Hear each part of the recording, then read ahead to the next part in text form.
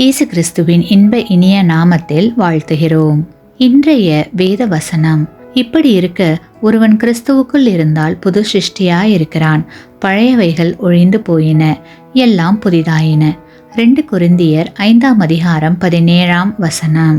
Today's Bible verse: Therefore, if anyone is in Christ, he is a new creation. All things have passed away. Behold, all things have become new. 2 Corinthians chapter 5 verse 17. நாம் ஆவிக்குரிய வாழ்க்கையில் கிறிஸ்துவுக்குள் ஒவ்வொரு நாளும் வளர வேண்டும்.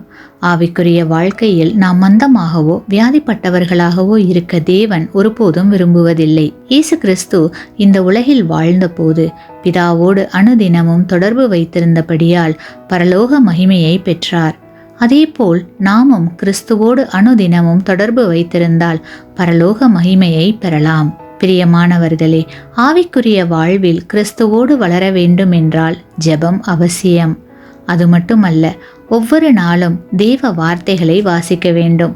வாசித்த தேவ வார்த்தைகளை தியானிக்க வேண்டும். தேவனை போற்றி பாட வேண்டும்.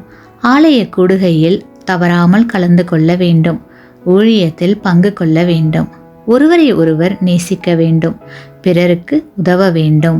கிறிஸ்துவுக்குள் அன்பான சகோதர சகோதரிகளே, அவருடைய சாயலை பெற ஆண்டவர் இன்று உங்களை அழைக்கிறார். அவருக்குள் நீங்கள் வளர உங்களை அழைக்கிறார். நீங்கள் ஆயத்தமா? ஆமேன். நீங்கள் பெற்ற இந்த ஆசீர்வாதத்தை மற்றவர்களோடு பகிர்ந்து கொள்ளுங்கள்.